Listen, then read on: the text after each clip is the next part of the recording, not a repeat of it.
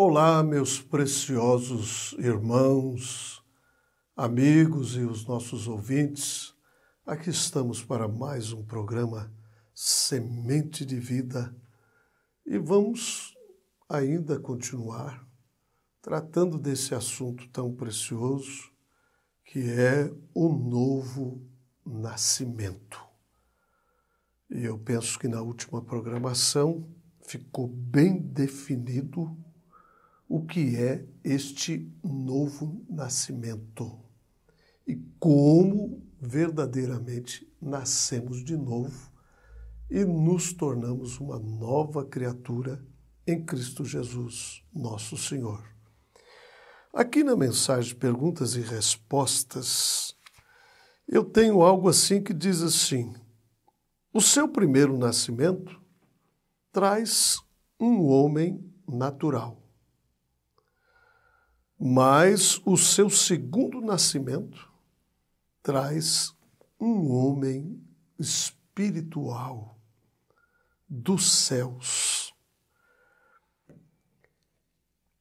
Na mensagem A Fé Testada pelo Tempo, o mensageiro desta era nos diz que nenhum homem, nenhuma pessoa tem o direito de se chamar cristã, a menos que tenha tido esta experiência do novo nascimento.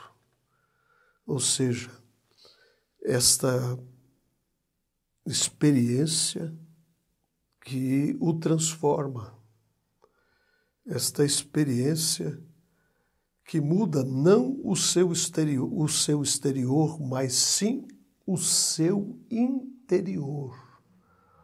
Toda a sua motivação, ela é mudada. E há uma fome, há uma sede nesta hora em que nós estamos vivendo, e a Bíblia nos diz que haveria esta fome, esta sede. Não estamos falando de sede de água, não estamos falando fome de pão, mas nós estamos falando da sede de ouvir as preciosas palavras de vida, as genuínas e preciosas palavras de vida. Ele diz aqui nesta mensagem, A Fé Testada pelo Tempo, que o mundo está à procura de algo real. E ele diz: eu também estou faminto pelas coisas reais. E eu espero que você também esteja faminto pelas coisas reais. Estamos famintos por ver uma igreja nesta hora posicionada, alinhada com a preciosa palavra de Deus. Uma igreja chamando o certo de certo e o errado de errado. Como nós estamos desejando ver isto nesta hora? Ver a vida do Senhor Jesus Cristo manifestada em um povo, manifestada em amor, manifestada em poder.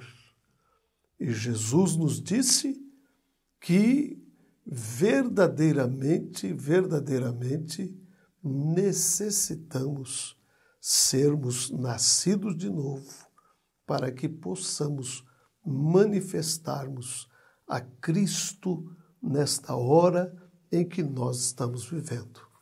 Eu quero repartir com vocês nesta programação uma experiência maravilhosa que o próprio personagem nos relata com as suas palavras. Eu estou falando de João Wesley, o mensageiro que foi enviado à sexta era da igreja, a era de Filadélfia. E ele nos diz algo acerca desta experiência que ele, a princípio, pensou que tinha, mas Logo, com o passar dos dias e do tempo, ele pôde ver que ainda não havia tido esta experiência do novo nascimento que transforma e que faz do indivíduo uma nova criatura. Ele diz assim: eu participava de várias coisas que eu pensava como sendo pecado, embora não fossem coisas escandalosas aos olhos do mundo. Todavia, eu me mantive lendo as Escrituras, orava pela manhã, orava à noite, e eu baseei a minha salvação sobre os seguintes pontos. Não me considerava tão perverso como o próximo e conservava uma inclinação religiosa. Lia a Bíblia, assistia aos cultos, fazia oração. E ele achou que isso tudo estava bem e que fosse suficiente. Mas daí a pouco ele diz assim: eu comecei a reconhecer que a religião verdadeira, ela tem a sua fonte no coração. E então eu comecei a reservar 2 horas todos os dias para ficar sozinho com Deus. Eu participava da Santa Ceia do Senhor de 8 em 8 dias. Eu guardei-me de todo o pecado, quer de palavras, quer de atos. E assim, na base das boas obras que eu estava praticando, eu me considerava um bom crente. E o certo é que lá na frente, ele aceitou uma chamada para pregar o evangelho aos sevícolas, na colônia da Geórgia. E ele fez a sua viagem para lá, começou a pregar o evangelho àqueles sevícolas e àquela população, e elas começaram a fluir à igreja, a ouvir a sua pregação, e aquela influência que ele transmitia através da sua pregação, depois de 10 dias, uma sala de baile ficou quase inteiramente abandonada, enquanto a igreja estava se enchendo de pessoas que oravam e eram salvas. Mas a coisa foi indo, e o certo é que 2 anos e 4 meses se passaram, que ele havia deixado a sua terra natal para pregar a Cristo aos índios da Geórgia. Entretanto, ele, olha as suas palavras, e no entanto, eu cheguei a saber, vim a saber o que eu menos esperava, que eu fui à América para converter os outros, mas eu mesmo nunca fui convertido a Deus. Que coisa, meus preciosos irmãos, amigos! Depois de toda esta caminhada com Deus, ele veio a chegar à conclusão de que ainda não era convertido. Depois, ele retornou novamente para a Inglaterra e reconheceu o seu fracasso na tentativa de pregar o Evangelho na América, apesar do seu zelo, apesar da sua bondade de caráter. O cristianismo que possuía era apenas uma coisa que ele havia recebido através da instrução, através do intelecto. Muitas das vezes nós pensamos que apenas o conhecimento é o suficiente, mas não é. Mas a segunda etapa do seu ministério destacou-se com um êxito fenomenal. Por quê? Porque agora o fogo de Deus estava ardendo na sua alma. Ele havia chegado a ter contato direto com Deus por uma experiência pessoal. Eu quero relatar aqui com as suas próprias palavras a sua experiência que o Espírito Santo testificou ao seu espírito de que ele era verdadeiramente um filho de Deus. E esta experiência transformou completamente a sua vida. Ele conta, eram quase 5 horas quando abri o testamento e encontrei estas palavras. Ele nos tem dado grandiosíssimas e preciosas promessas para que por elas fiqueis participantes da natureza divina, segundo a Pedro, no capítulo 1, versículo 4. E ele diz que antes dele abrir o testamento para ler estas palavras, ele leu, não estais longe do reino de Deus. E ele continua relatando essa experiência maravilhosa que ele teve. Ele disse que a noite chegou e ele sentiu-se impelido pelo Espírito, sentiu o coração abrasado, e foi então quando ele teve a certeza de que ele havia levado os seus pecados e que o havia salvado da lei do pecado e da morte. E então ele começou a orar com todas as suas forças e logo testificou àqueles que estavam presentes o que ele estava sentindo no seu coração. E desta experiência, João Wesley aspirava ainda muito mais por bênçãos maiores no Senhor, conforme ele mesmo continua escrevendo e nos relatando.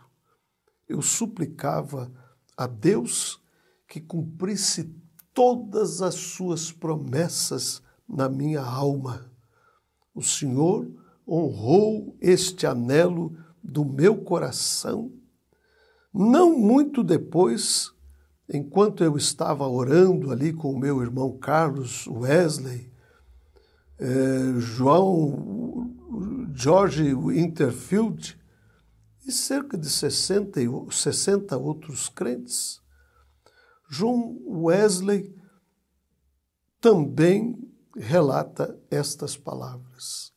Cerca das 3 horas da madrugada, enquanto perseverávamos em oração, o poder de Deus veio sobre nós de tal maneira que nós bradamos impulsionados de grande gozo e muitos caíram pelo chão e a seguir, ao passar um pouco, o temor e a surpresa que sentimos na presença de Deus, a sua majestade, rompemos em uma só voz e louvamos a Deus e aceitamos como nosso Senhor.